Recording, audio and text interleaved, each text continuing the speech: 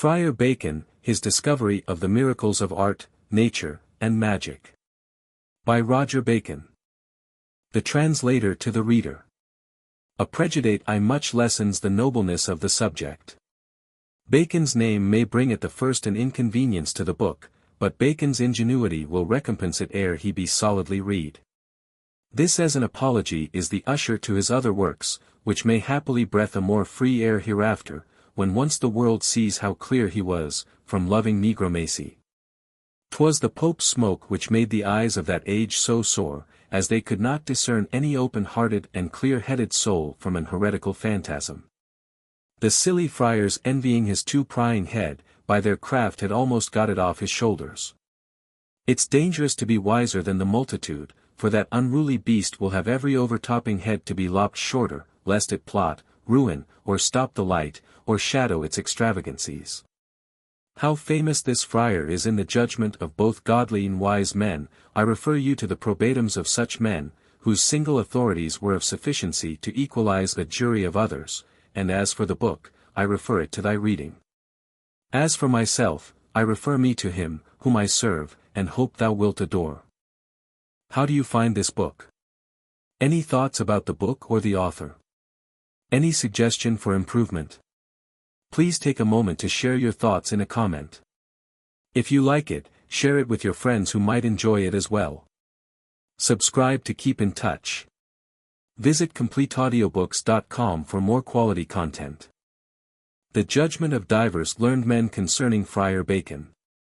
Io Selden de Dies Cirrus Syntag .2. 7.25. That singular mathematician, learned beyond what the age he lived in did ordinarily bring forth, Roger Bacon, an Oxford man, and a friar Minorite. The testimony of Gabriel Powell in his Book of Antichrist in preface, page 14. Roger Bacon, an Englishman, a founded scholar of Merton College in Oxford, a very quick philosopher, and withal a very famous divine, he had an incredible knowledge in the mathematics. But without necromancy, as John Ballius doth report, although he be defamed for it by many, now this man after he had sharply reproved the times wherein he lived.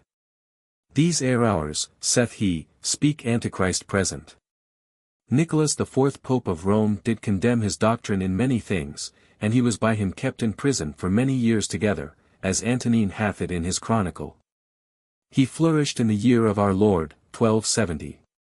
John Gerhard Vossius in his Book of the Four Popular Arts, printed at Amsterdam, 1650 is everywhere full of the praises of Bacon, as in the year 1252. About these men's time Roger Bacon also flourished, an Englishman, and a monk of the order of St. Francis. Who as he had dived into all arts and sciences, so also he writ many things of them, he was a man both learned and subtle unto a miracle, and did such wonderful things by the help of mathematics, that by such as were envious and ignorant. He was accused of diabolical magic, before Pope Clement IV, and for that cause was detained in prison by him for some time. Jo. Picus Earl of Mirangela, the phoenix of all the wits of his age, calories him likewise, very ingenious. Moranlicus also commends highly his optics. He was buried at Oxford in the monastery of the monks of his own order, anno 1284. So chapter 35. Point 32. Anno 1255. So chapter 60. 13, of music, anno 1270. So chap. Point 70.7. 1270, Roger Bacon flourished in England, man wonderfully learned.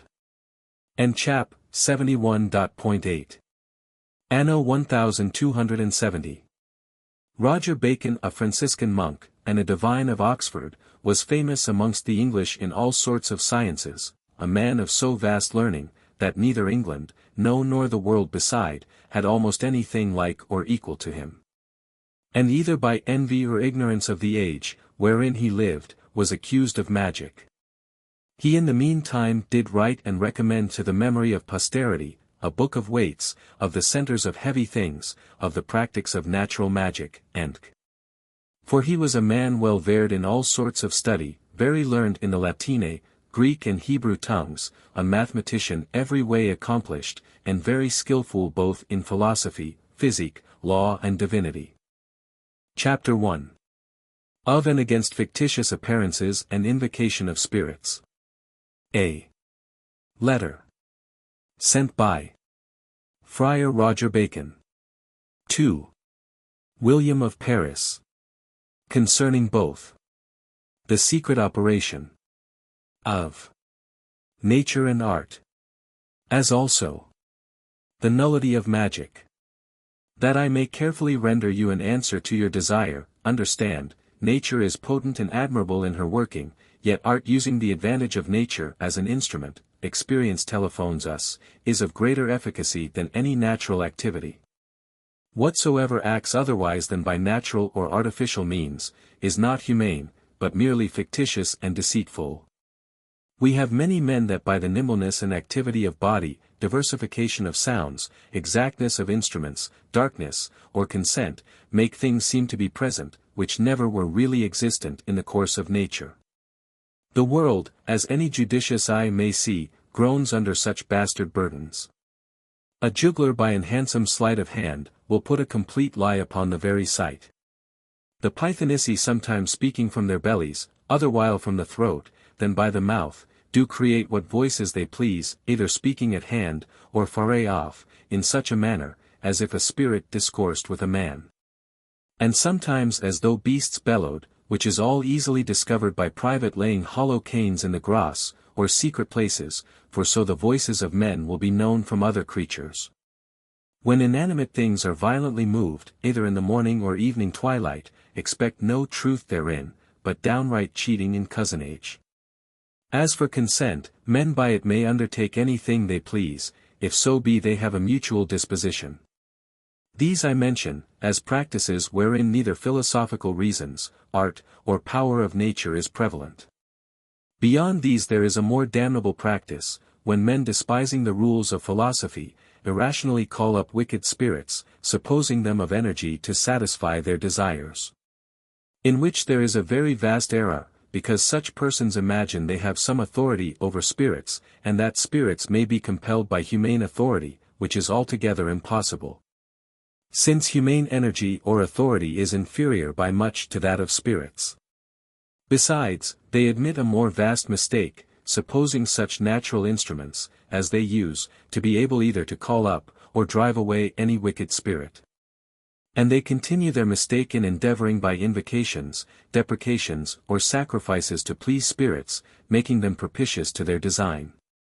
Without all question, the way is incomparably more easy to obtain anything, that is truly good for men, of God, or good angels, than of wicked spirits. As for things which are incommodious for men, wicked spirits can no further yield assistance, than they have permission, for the sins of the sons of men, from that God, who governs and directs all humane affairs. Hence therefore I shall conclude, these things being beyond, or rather against the rules of wisdom, no true philosopher did ever regard to work by any of these 6 ways. Chapter 2. Of charms, figures, and their use.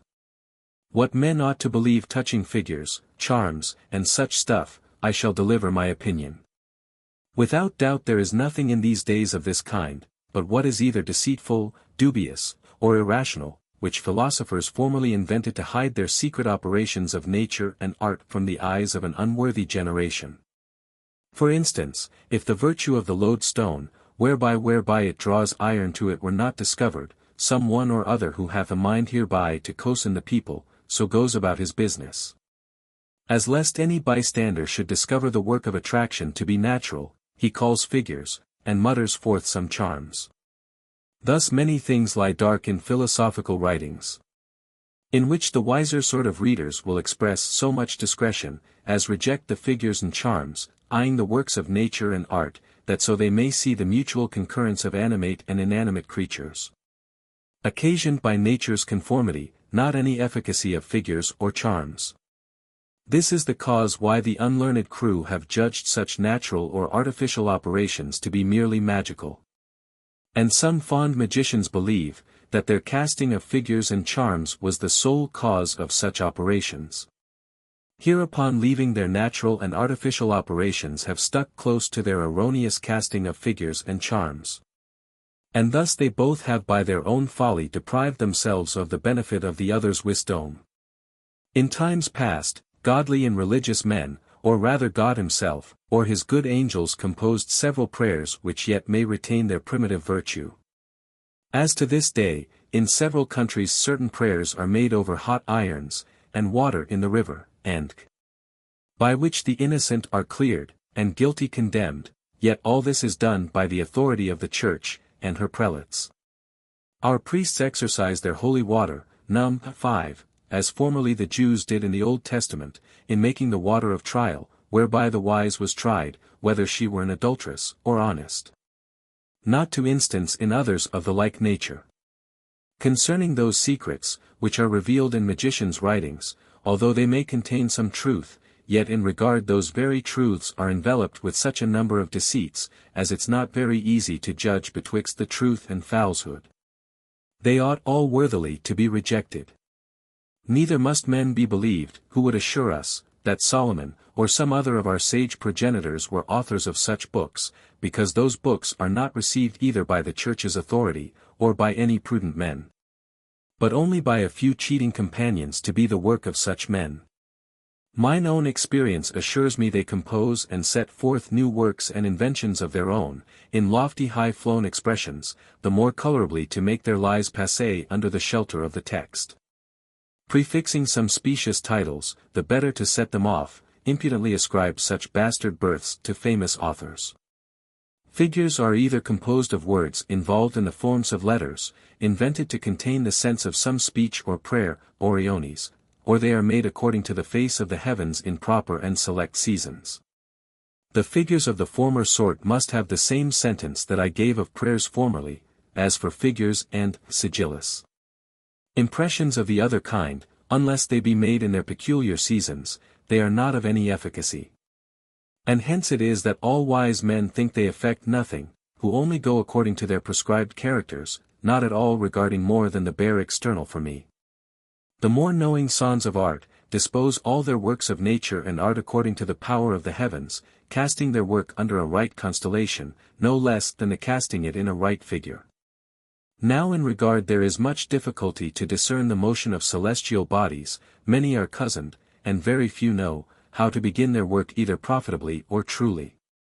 Hence it comes to pass, that the crowd of judicious mathematicians and star-gazers effect little, and that unprofitable, while the more expert professors, who sufficiently understand their own art, attain many conveniences both by their operations and judgments in select and proper opportunities.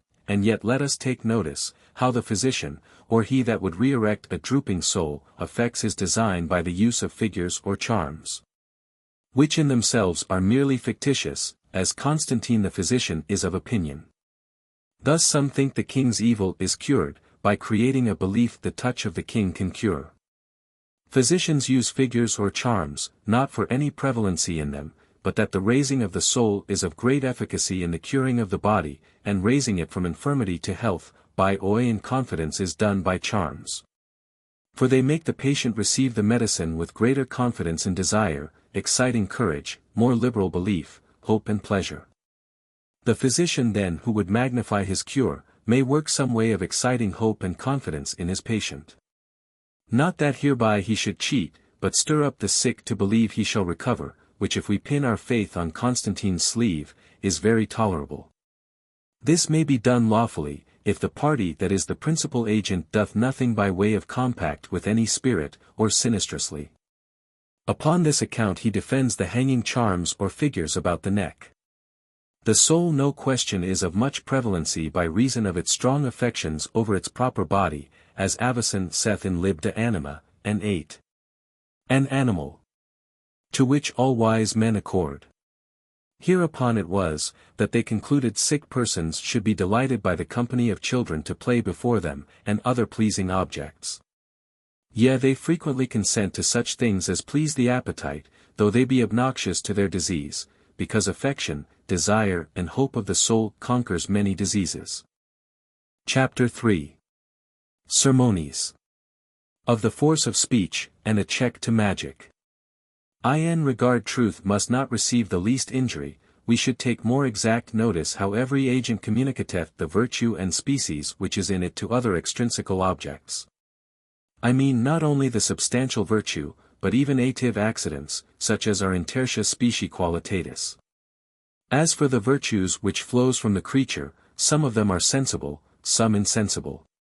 Man, which is both the most noble corporeity, and dignified rational soul, hath no less than other things heat and spirits exhaling from him, and so may no less than other things emit and dispose of his virtues and species to external objects. Some creatures we know have power to metamorphose and alter their objects. Plin. Nat. History lib. 39.c.4. As the basilisk, who kills by sight alone. The wolf, if she first see a man before the man see him, makes the man hoarse. Plin. Lib. 8. Cap. 22, Solon. Poly. Cap. 8. Plin. Lib. 8, Cap. Point 30. Solon.c30.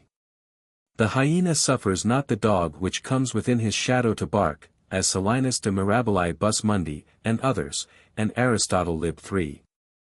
De Vegetab. Saith, that female palm trees bring forth fruit to maturity by the smell of their males.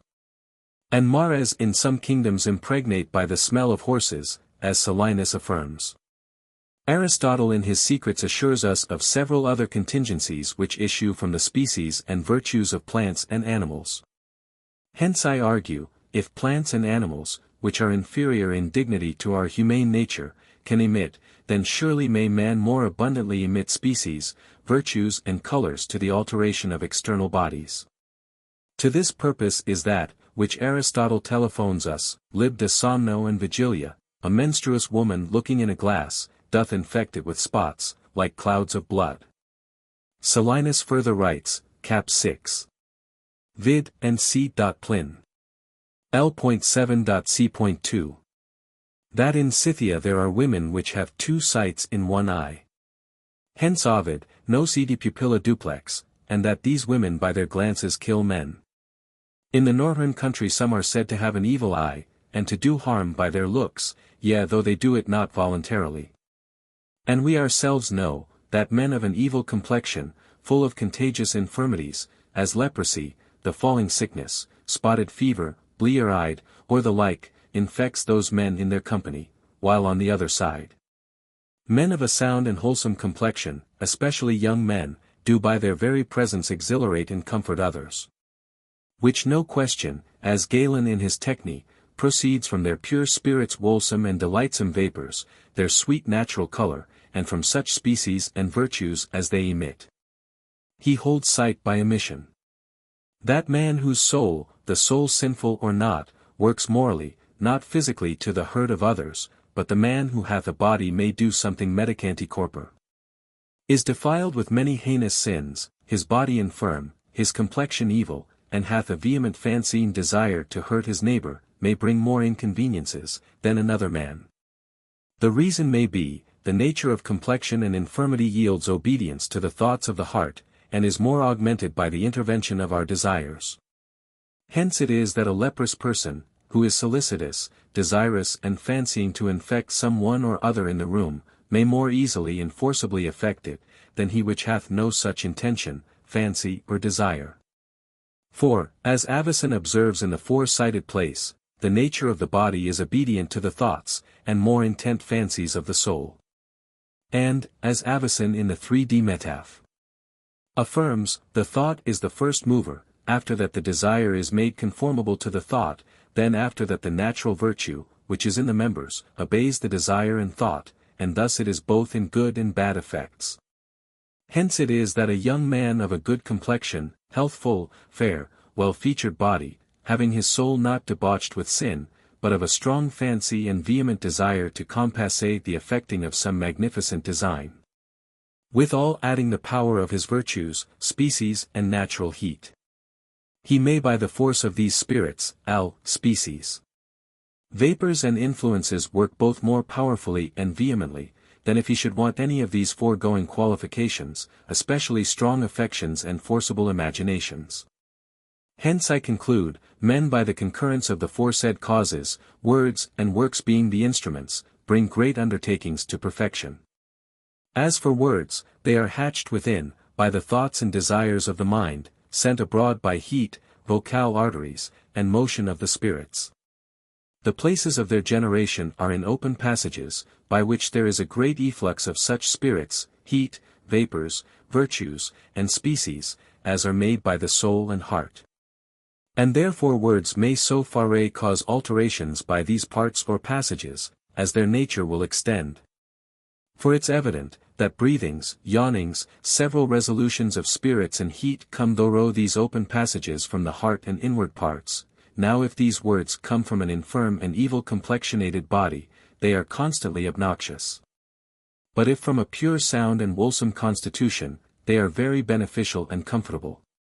It's clear then, that the bare generation and prolation of words joined with desire and intention are considerable in natural operations. Hereupon we do justly say, vox viva magnum habet virtutum, living words are of great virtue.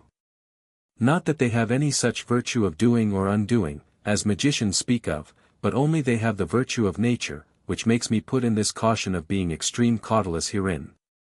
For a man may, as many have already done, err on both hands, some wholly denying any operation of words, others superfluously decline to a magical use thereof. Our duties should be to have a care of such books, as are fraught with charms, figures, orisons, conjurations, sacrifices, or the like, because they are purely magical. For instance, the book De Officiis Spirituum, Liber de Mort Animi, Liber de Arte Notoria with infinite others, containing neither precepts of nature or art, having nothing save magical fopperies. Yet herewithal we must remember, there are many books commonly reputed to be magical, but have no other fault than discovering the dignity of wisdom.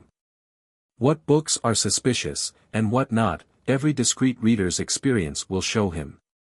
The book which discovers natural or artificial operations embrace, that which is void of either or leave both, as suspicious and unworthy the consideration of any wise man. 'Tis usual with magicians, to treat of both unnecessary and superfluous subjects. 'Twas excellently said of Isaac, in Lib de Febribus, the rational soul is not impeded in its operations, unless by the manacles of ignorance. And Aristotle is of opinion, in Lib Secret, that a clear and strong intellect, being impregnated by the influences of divine virtue, may attain to anything which is necessary. And in 3D Meteor, he saith, there is no influence or power, but from God. In the conclusion of his Ethics, there is no virtue, whether moral or natural without divine influence. Hence it is, that when we discourse of particular agents, we exclude not the regiment of the universal agent, and first cause of all things. For every first cause hath more influence on the effect, than any second cause, as he speaks in the first proposition of causes. Chapter 4. Of Admirable Artificial Instruments. That I may the better demonstrate the inferiority and indignity of magical power to that of nature or art, I shall a while discourse on such admirable operations of art and nature, as have not the least magic in them, afterwards assign them their causes and frames. And first of such engines, as are purely artificial. It's possible to make engines to sail withal, as that either fresh or salt water vessels may be guided by the help of one man, and made sail with a greater swiftness, than others will which are full of men to help them. It's possible to make a chariot move with an inestimable swiftness, such as the currus falcati were, wherein our forefathers of old fought, and this motion to be without the help of any living creature. It's possible to make engines for flying, a man sitting in the midst whereof, by turning onely about an instrument, which moves artificial wings made to beat the air, much after the fashion of a bird's flight. It's possible to invent an engine of a little bulk, yet of great efficacy, either to the depressing or elevation of the very greatest weight, which would be of much consequence in several accidents, for hereby a man may either ascend or descend any walls, delivering himself or comrades from prison. And this engine is only 3 fingers high, and 4 broad.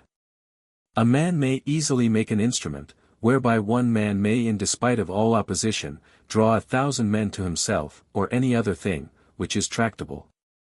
A man may make an engine, whereby without any corporal danger, he may walk in the bottom of the sea, or other water. These Alexander, as the heathen astronomer assures us, used to see the secrets of the deeps. Such engines as these were of old, and are made even in our days. These all of them, excepting only that instrument of flying, which I never saw or know any, who hath seen it, though I am exceedingly acquainted with a very prudent man, who hath invented the whole artifice, with infinite such like inventions. Engines and devices are feasible, as making of bridges over rivers without pillars or supporters. Chapter 5. Of Perspective Artificial Experiments. The physical figuration of rays are found out to be very admirable. Glass ses and perspectives may be framed, to make one thing appear many, one man an army, the sun and moon to be as many as we please. As Pliny in the 2D book, Nat. History chapter 30. Saith, that nature so disposeth of vapours, as 2 suns, and 2 moons, yea sometimes 3 suns shine together in the air. And by the same reason one thing may in appearance be multiplied to an infinity, in regard that after any creature hath exceeded his own virtue, as Aristotle cap. De vacuo, no certain bounds is to be assigned it. This design may seem advantageous to strike terrors into an enemy's camp or garrison, there being a multiplication of appearances of stars, or men assembled purposely to destroy them. Especially if the following design be conjoined to the former, viz. Glasses so cast, that things at hand may appear at distance, and things at distance, as hard at hand, yea so far may the design be driven, as the least letters may be read, and things reckoned at an incredible distance. Yea stars shine in what place you please. Away, as is verily believed, Julius Caesar took by great glasses from the coasts of France, to view the site and disposition of Stoth the castles and sea towns in Great Britain. By the framing of glasses, bodies of the largest bulk, may in appearance be contracted to a minute volume, things little in themselves show great, while others tall and lofty appear low and creeping, things creeping and low, high and mighty. Things private and hidden to be clear and manifest. For as Socrates did discover a dragon, whose pestiferous breathings and influences corrupted both city and Count Ray thereabouts, to have his residence in the caverns of the mountains. So may any other thing done in an enemy's camp or garrison, be discovered. Glasses may be framed to send forth species, and poisonous infectious influences, whither a man pleaseth. And this invention Aristotle shewed Alexander, by which he erecting the poison of a basilisk upon the wall of a city, which held out against his army, conveyed the very poison into the city itself. Glasses may be so framed and placed, as that any man coming into a room, shall undoubtedly imagine he sees heaps of gold, silver, precious stones, or what you please, though upon his approach to the place he shall perceive his mistake. It's then folly to seek the effecting that by magical illusions, which the power of philosophy can demonstrate. To speak of the more sublimate powers of figurations, leading and congregating rays by several fractions and reflections to what distance we please, so as any object may prove combustible. It's evident by perspectives they burn backward and forward, which authors have treated on in their books. That which is the most strange of figurations and mouldings, is the description of celestial bodies, both according to their longitude and latitude, in such corporeal figures, as they naturally move by their diurnal motion. An invention of more satisfaction to a discreet head, than a king's crown. But this will suffice as to figurations, though we might produce infinite prodigies of the like nature. Chapter 6. Concerning strange experiments. To our former discourse we may adjoin such work as are effected without figurations. We may have an artificial composition of saltpeter, and other ingredients. Or of the oil of red petrole, oleum rubrum petroleum, and other things, or with malva, naphtha, with such like, which will burn at what distance we please, with which Pliny reports, lib 2. Chapter 104. That he kept a city against the whole Roman army, for by casting down malva he could burn a soldier, though he had on his armor. In the next place, to these we may place the Grecian fire, ignis graecus, and other combustibles. To proceed, lamps may be made to burn, and waters to keep hot perpetually.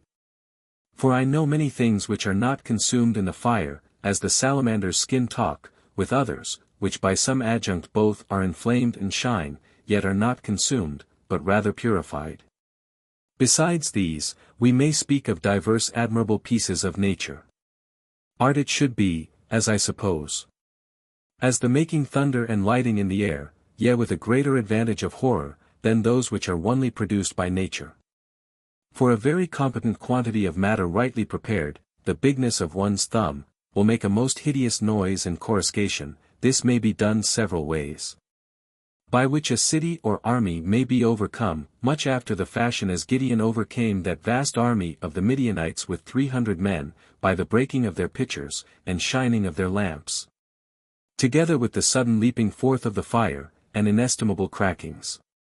These would appear strange, if they were designed to their just height both of proportion and matter. I might produce many strange works of another kind, which though they bring no sensible profit, yet contain an ineffable spectacle of wit, and may be applied to the probation of all such secrets, as the ignorant crew will not embrace. Such might I name the attraction, of iron to the lodestone, things so incredulous, as none save an eyewitness would believe. And in this attraction of iron, experience will show a diligent searcher, more wonders than any vulgar capacity can entertain. But to proceed to greater, and more than these.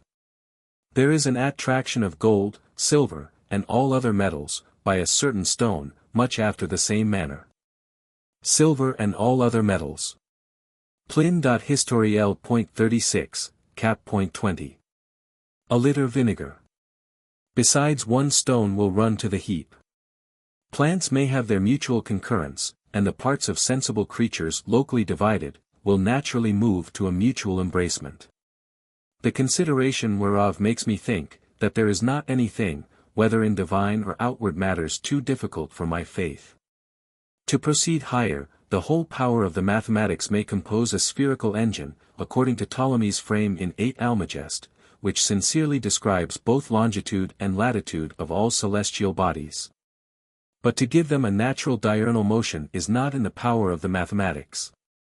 However, a discreet headpiece would do well to try the making hereof of such materials and artifice, as it might have a natural diurnal motion. Which seems to me possible, and because many things are moved with the motion of the heavens, as comets, the sea tides, with several other things, which are turned about either in the whole or in part. Such a work might be thought more miraculous, and of a vaster benefit than anything hitherto mentioned. For the perfecting of this would frustrate all other, whether the more curious, or the more vulgar astronomical instruments, which surely would be more valuable than a king's coffers. And yet there may matters be brought to passe, which though they will not reach so near a miracle, yet of far a greater public and private profit. As the producing so much gold or silver, as we please, not by the work of nature yet accomplishment of art, seeing there may be 10 and 7 ways of gold, 8 by the mixture of silver with gold. And the first way is made by 16 parts of gold with some parts of silver, which will attain the 24th degree of gold, always augmenting 1 degree of gold with 1 of silver, and so for the mixture of brass with gold. So the last way is, X from, by the 24 degrees of pure gold without mixture of other metal. And beyond this, nature knows no further progress, as experience telephones us. Though art may augment gold in the degrees of purity, even to infiniteness, and complete silver, without the least cheat, and yet that which seems more rare than all this is, that though the rational soul, hath so far its free will, as, it cannot be compelled, yet may effectually be excited, induced and disposed freely to alter its affections, desires and behaviors to the dictates of another man. And this may not only be practiced upon one particular person, but upon a whole army, city, or body of a nation living under one region, if we believe experience. And this experience, Aristotle discloseth in his Book of Secrets, both of an army, region and single person. And thus I have well nigh finished my thoughts of nature and art. Chapter 7. Of retarding the accidents of old age, and prolongation of life. The furthest attainment, which the complement of art, joined with the whole energy of nature can reach unto, is the prolongation of life to a very old date. How far this is attainable, manifold experience hath shewed us. Pliny reports, lib 22.cap.24. That Pollio, a man of a strong body and mind, lived much longer than men usually now, of whom Octavius Augustus inquiring, what course he took to live so long, was answered enigmatically, he used oil without, and mulsum within, now according to the opinion of some, its 8 parts of water, and 9 of honey. I might produce many examples of the same quality, as that which fell out in the days of King William. A countryman ploughing in the field, found a golden vessel, containing a certain liquor, which he supposing to be the dew of heaven, washed his face withal, and drunk of it, whereby he became renewed in spirit, body and excellency. De bubilio factus est Bagelus Regis Sicily, from a ploughman he was made porter to the king of Sicily. And the Pope's letters assures us, that Almanus, held prisoner by the Saracens, through the use of a medicine lived 500 years. For the king, whose captive he was, having received this medicine from the ambassadors of the great king, and being suspicious of them, made trial hereof upon this captive, which was brought him for that purpose. And the lady of the woods in Great Brittany searching for a white hind, found an ointment, wherewith the keeper of the woods anointed his whole body, except the soles of his feet, and he lived 300 years without any corruption, save in the soles of his feet, which had some passions. We ourselves know it frequent in these days, that plain country men, without the advantage so much as of a physician's advice, live very healthfully 100 years, or little less.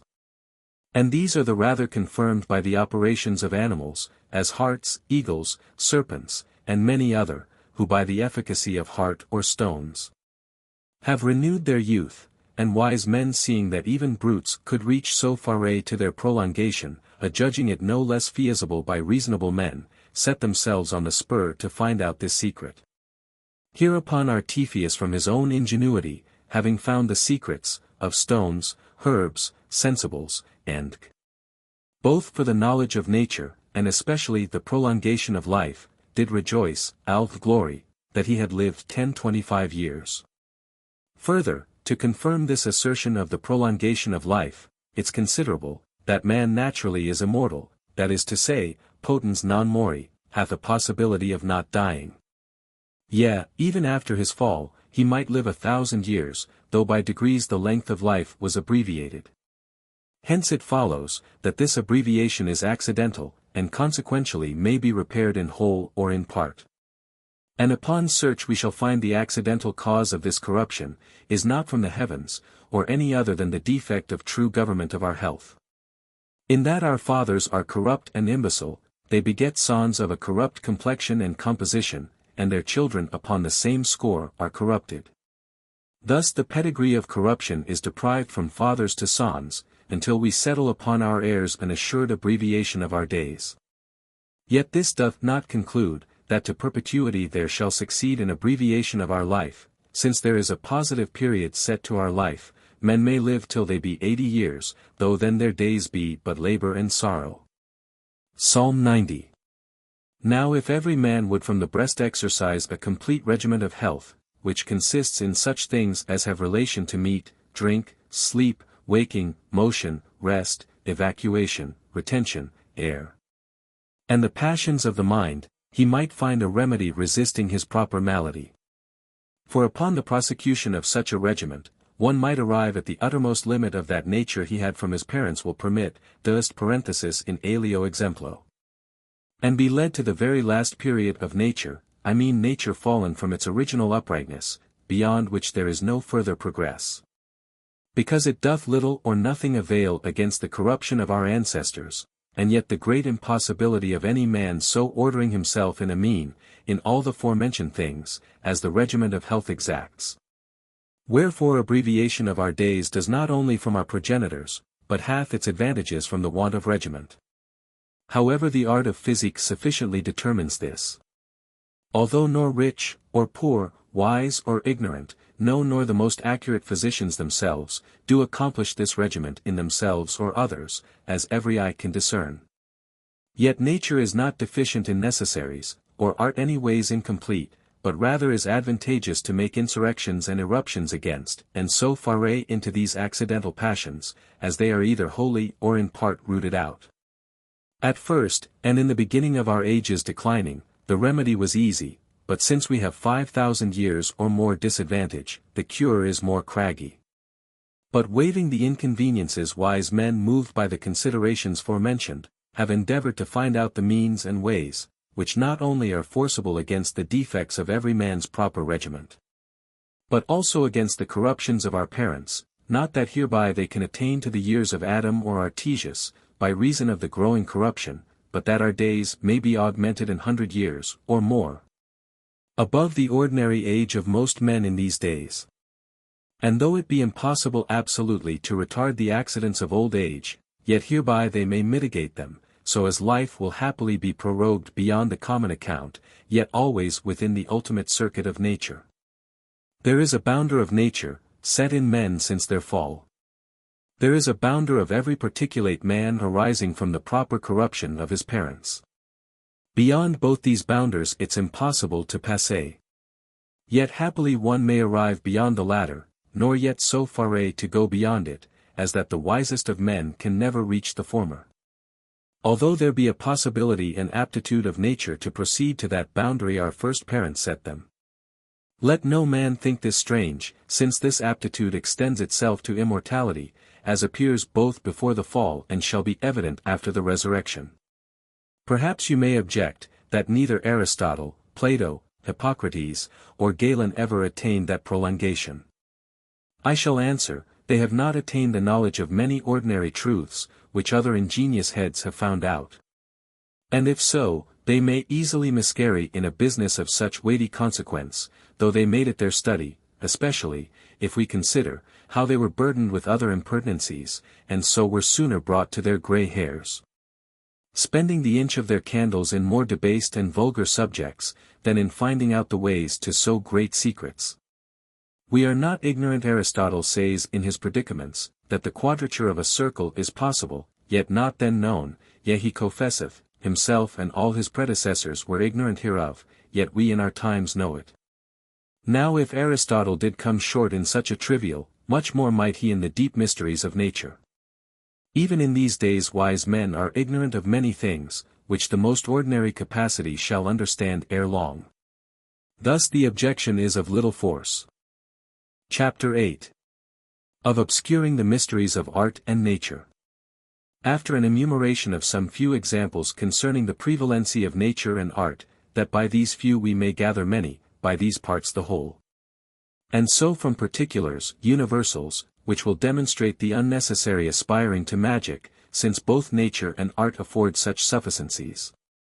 I shall now endeavor a methodical procedure in singulars, laying open both the causes and ways in particular, and yet I will call to mind how as secrets, of nature, dust in alio, are not committed to goat skins and sheep's pelts, that every clown may understand them, if we follow Socrates or Aristotle. For the latter in his Secreta Secretarum affirms, he breaketh the heavenly seal, who communicateth the secrets of nature and art, the disclosing of secrets and mysteries, producing many inconveniences. In this case allus gellius in noct. Addi. De collation sapientem, says, it's but folly to proffer lettuces to an assy, since he's content with his thistles. Et in lib. Lapidum, the divulging of mysteries is the diminution of their majesty, nor indeed continues that to be a secret, of which the whole fry of men is conscious. For that which all men, which wise, and the more noted men affirm is truth. That therefore which is held by the multitude, as a multitude, must be false, I mean of that multitude, which is distinct from knowing men. The multitude, it's true, agree with wise men in the more vulgar conceptions of their mind. But when they ascend to the proper principles and conclusions of sciences and arts, they much dissent, striving to get onely the appearances in sophisms and subtleties which wise men altogether reject. Al vacans sophisinatibus and inutilibus. And this their ignorance of the properties and secrets, makes the division from knowing men. Though the common conception of the mind, have all one rule and agreement with knowing men. Yet as for common things, they are of small value, nor inquirable for themselves, but rather for particular and proper ends. The reason then, why wise men have obscured their mysteries from the multitude, was, because of their deriding and flighting wise men's secrets of wisdom, being also ignorant to make a right use of such excellent matters. For if an accident help them to the knowledge of a worthy mystery, they wrest and abuse it to the manifold inconvenience of persons and communities. He's then not discreet, who writes in secrets, unless he conceal it from the vulgar, and make the more intelligent pay some labor and sweat before they understand it. In this stream the whole fleet of wise men have failed from the beginning of all, obscuring many ways the abstruser parts of wisdom from the capacity of the generality. Some by characters and verses have delivered many secrets. Others by enigmatical and figurative words, as Aristotle says, in Lib Secret, O Alexander, I shall disclose to you the greatest of secrets, which it becomes you by divine assistance to keep secret and perfect the thing proposed. Take then the stone, which is no stone, which is in every man, and in every place, and in all times, and it shall be called the Philosophers Egg, and the Terminus Ovi. And thus we find multitudes of things obscured in the writings and sciences of men, which no man without his teacher can unveil. Thirdly, they have obscured their secrets by their manner of writing, as by consonants without vowels, none knowing how to read them, unless he know the signification of those words. Significata. Thus the Hebrews, Chaldees, Arabians, nay the major part of men do most an end write their secrets, which causeth a great obscurity amongst them, especially amongst the Hebrews. For as Aristotle says in his forecited book, God gave them all manner of wisdom long before they were philosophers, and all nations had their originals of philosophy from the Hebrews, as Albumazer in Lib Introductoriae Majoris. And other philosophers, with Josephus Lib I. And Lib 8. Antiquit. Makes it evident. Fourthly, this obscuring is occasioned by the mixture of several sorts of letters, for so the ethnic astronomer hid his knowledge, writing it in Hebrew, Greek and Latine letters altogether. Ethicus astronomus fortas. N. Deust ergo omnis dedi ethnic. Fifthly, this obscuring was by their inventing other letters, than those which were in use in their own, or any other nation, being framed merely by the pattern of their own fancy, which surely is the greatest impediment. Yet this was the practice of Artesius in Lib de Secretis Naturae. Sixthly, they used not the characters of letters, but other geometrical characters, which have the power of letters according to the several position of points, and marks. And these he likewise made use of. Seventhly, there is a greater art of obscuring, which is called ars notoria, which is the art of noting and writing, with what brevity, and in what manner we desire. This way the Latines have delivered many things. I held it necessary to touche at these obscurings, because it may fall out, I shall thorough the magnitude of our secrets discourse this way, that I may help you so far as I may. Chapter 9. In aliis Adverg. Of the manner to make the Philosophers Egg. Now I shall methodically handle those things I promised above, the dissolving the Philosophers Egg, and finding out the parts thereof. A work which will give beginning to other enterprises. These are enigmatical. Make a diligent purification of the calx with the waters of the alkali, and other acute waters, grind it by several contrition with the salts, and burn it, al. Contermina, with many assations, that the earth may be perfectly separated from other elements, which I hold worthy the longitude of my stature. Al melancholia staturi. Understand it if you can. For without doubt there will be a composition of elements, and so it will be part of that stone which is no stone, which is in every man, and in every place of man, and you may find this in all the seasons of the year in its place. Then take oil after the form of a saffron cheese, and so viscous first, as not to be smitten asunder by a stroke, al, insensible. Divide the whole fiery virtue, and separate it by dissolution, and let it be dissolved in acute water, of a temperate acuteness, with a slight fire, and let it be boiled till his fatness, al terrestritas. As the fatness of flesh be separated by distillation, that nothing of the unctuousness may issue forth, and let this fiery virtue be distilled in the water of urine. Afterwards boil it in vinegar, until the least part, which is the cause of adustion be dried up, and the fiery virtue may be had, but if there be no regard of it, again let it be made. Al, Tom Fac. Mind and search what I say, for the speech is difficult. The oil is dissolved in acute waters, or in common oil which works more expressly, or in acute oil of almonds upon the fire, al tout. So as the oil be separate, and the spirit remain occult, in the parts of living creatures, sulphur and arsenic. For the stones, in which the oil of humidity overflows, have their terminus in the union of its parts, for there is no vehement union, but one may be dissolved from another by the nature of water, which is the subject of liquefaction in the spirit, which is the medium betwixt the dry parts and the oil. The dissolution being made there will remain in the spirit, a pure humidity, vehemently mixed with dry parts, which are moved in it, when the fire resolves it, which is sometimes called of the philosophers, sulphur fusible, sometimes oil. Other while an airy humour, sometime a conjunctive substance, which the fire separates not, sometimes camphor, and if you please, this is the Philosophers Egg, or rather the terminus and end of the Egge. And it came to us from these oils, and may be esteemed amongst the subtilities, when it is purged and separated from the water and oil in which it is.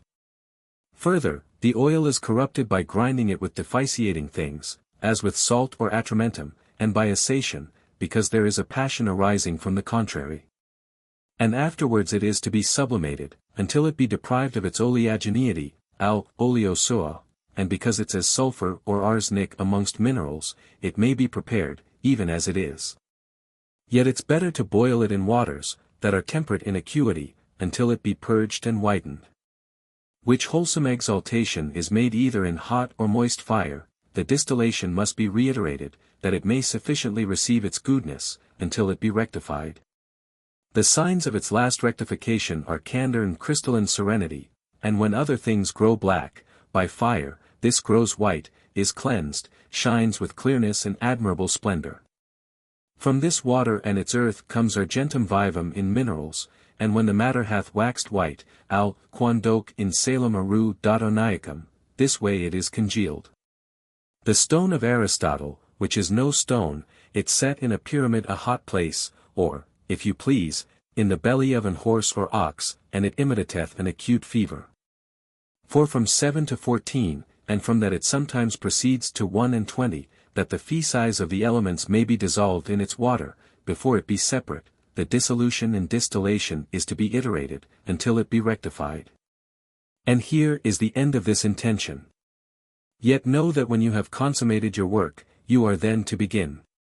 Another secret I shall shew you, you must prepare argentum vivum by mortifying it with the vapour of tin for pearls, and with the vapour of lead for the stone Iberus. Then let it be ground with desiccating things, and atramentis, and the like, as is said, and let there be an assation, then let there be a sublimation if for pearls 12 times, al septies. If for redness 1 and 20 times, until the humidity within it be totally corrupted.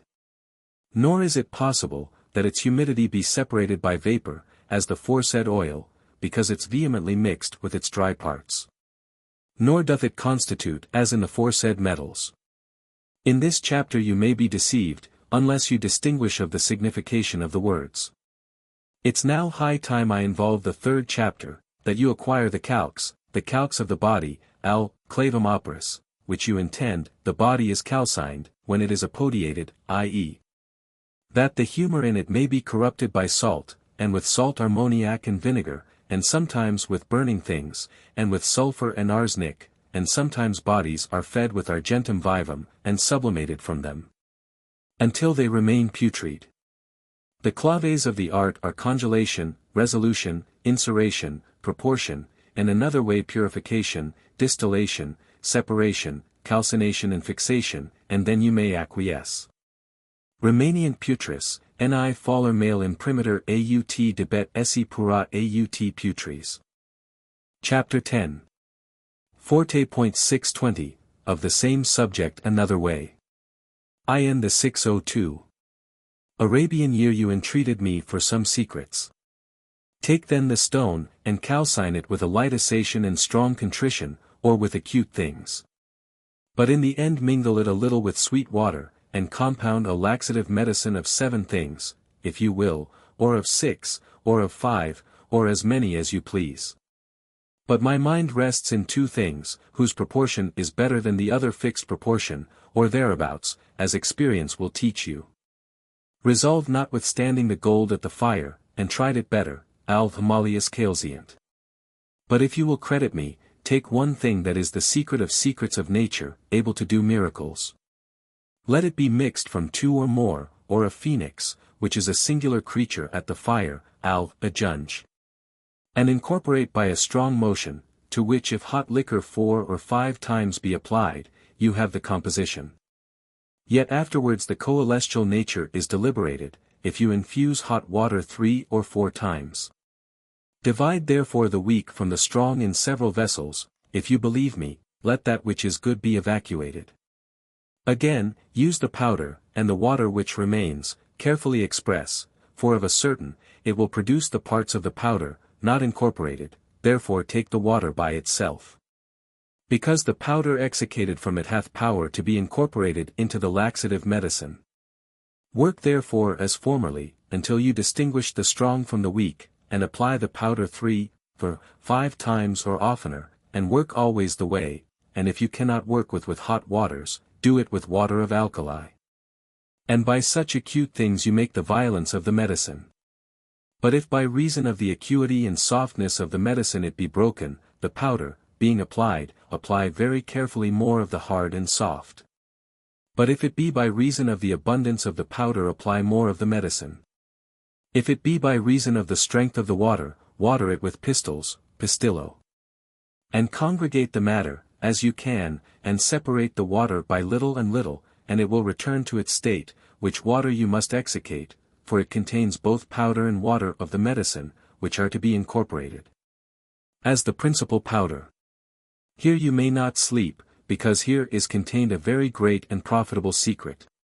If you rightly order in a right series of things, the parts of the shrub or willow, they will keep natural union, and do not deliver this to oblivion, for it is profitable for many things.